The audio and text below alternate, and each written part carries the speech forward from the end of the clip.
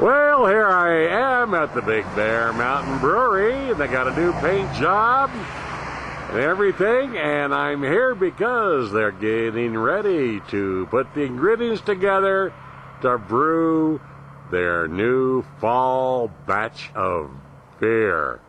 And they brew it right here, so let's go in and watch. Hi, Don, how are you? Pretty good, how you doing? Don and Lil are the proprietors of the Mountain Brewery. How long have you been here now? Oh, going on 10 years right now. I know it. Isn't that something? Seems like yesterday. Time flies when you're having fun. Yeah, it sure does. And of course, a lot of people don't know you brew your own beer here, and you brew it by the season. Right. This is our seasonal. This is our Scotch ale that we're brewing right now. Scotch ale. We're brewing it for the Celtic New Year, which will be beginning of November. And so we're got to make sure we're brewing it now, so we have enough time for it to ferment. Oh, sure. So, anyways, right now we're doing the final part of our boil. Okay. And we already got all the malts and everything. They've been boiling for almost an hour now. And everything. We added a little bit of Belgian rock candy to it. Really? So a little bit of sweetness, and it'll also boost the alcohol level a little bit. Sure. And we're using Tettnanger hops and Mount Hood for our flavorings, and we're also using a traditional ale cost, which was used before they actually had hops for flavoring. Right. If you were here, you can actually smell that it's got a little bit of like a minty smell to it. Is that what it it is? This is what the ale cost flower looks like, and this is the leaves. Oh, yes. And so this is what they used before they actually used hops in flavoring the beer. Wow. So we actually used actual live ale cost in it, to give it traditional and the traditional flavor. So it's an authentic Scots recipe. Right, and we'll be doing like say when we break it open, and start serving it, we'll do a Celtic New Year type of feast for it. Now, when will this? Now, this is the cooking. Right, this is the boiling part of And then you'll transfer it over to the. The big tank is our fermenter, and we'll transfer it there. It'll be in a fermenter probably for 4 days to like a month or a week. And then from there we transfer it into kegs, and there it'll go to a second fermentation in kegs. I see. So it'll sit there for about 4 or 5 weeks. Right. So you think that'll probably be November you'll introduce? Yeah, beginning of November it'll be ready for the public. Yeah. It's gonna be a small batch, only about 5 or 6 kegs. So we do it pretty small batches.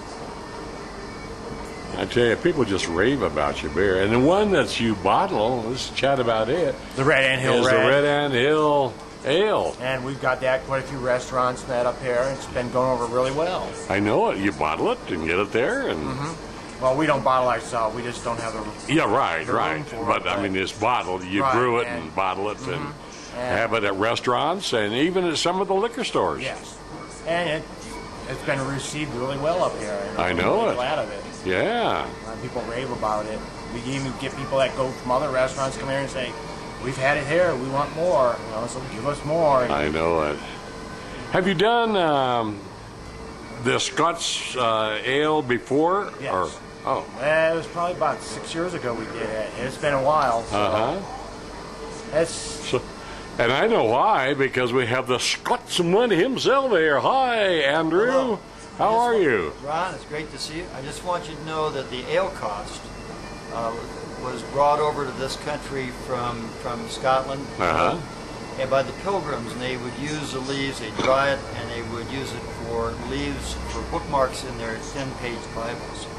And it's also good with beef, but it's also especially good with ale, which is why it's also called ale cost. I see.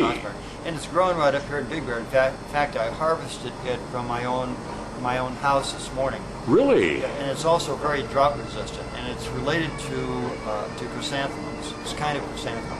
It has a minty kind of just bitter flavor, which should be really good with this Scotch ale. It's good for a fall beer, isn't it? It's good for a fall beer. That is great. And this was you're dressed all in your kilts as usual. This was used. Now the color of the kilts depends on what clan you're in, isn't it? No, that's right. Originally, it was wherever a particular berry grew. It was a berry which made a red dye. Then the kilts would be predominantly red. If it was where they had green ferns or something to make yellow. I see. Or if they had other plants which would make green, they would use that, or blue, they would use it to make glue. So it was very practical sort of thing. Right. And originally each weaver would make the tartan for that particular community that the weaver lived in. But later on it became regularized with different patterns for different clans. And that's where we are now. That's so interesting. Ron, I hope that you'll come back here in November when we have the tasting for this Scotch ale. We will. Really Now you're here today, and you brought your pipes here, and well, you pipe, but we have the pipes in the background. The band is over there right now playing. I know that. You have really a lot of authentic background stuff here. We want to kind of kick it off. Kick it off exactly, and have it being done the right way. And I know that when you come back in November, when the TV6 viewers come back in November, they're really going to like this Scotch ale. Right, we're going to love it. Thanks, Andrew. Thank you, Ron. Yeah, look at that now. Yeah, you do have a smell coming up from the steam, don't you? Mm-hmm. How long do you boil this? An hour. An hour. And then like the different grains and stuff go in for different Yeah. How many ingredients do you think are in there? Well, we have like a roasted malt, we have amber malt, we have a light malt too. Plus, those are all the sugars. That's where all the alcohol comes from. Oh yeah. And we also have like 3 pounds of Belgian rock candy in there. Wow. And we have 2 different hops. We have a Tettnanger and we also have a Mount Hood. Those are for flavoring and finishing hops. Wow. And then we're using the ale cost for actual flavoring too. Boy, for a guy that didn't know anything about beer before you opened up, you sure learned to be a brewmaster, I tell you. Been doing it for 15 years. I know it. I'd like to tell people, too, is you have some wonderful food here. And we got Don's special chili that's served in a bread bowl that is just out of this world. Sandwiches are great. Food is here. It's a great place. It's just like a pub. Yeah, that's what it is. Come and relax. And we have, like Friday night, we have the Holcomb Belly Boys, our local, American style institution, music. Yeah. Yes. Also, you're open every day, but closed on when? Well, actually, we've been opening 7 days a week now. But we're closed today, as far as because this gets a little messy. And Right. It's hard to be open while you're brewing. That's for sure. So, but when we're not brewing and stuff, we're open.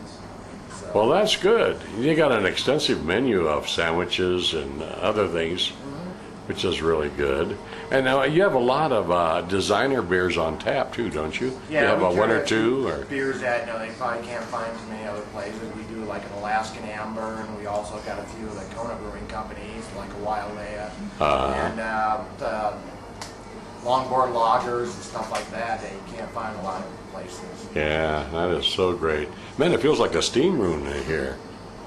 Gee, do you serve towels and? No, you have to go step every now and then, take your cool off a little bit. Yeah, that's right.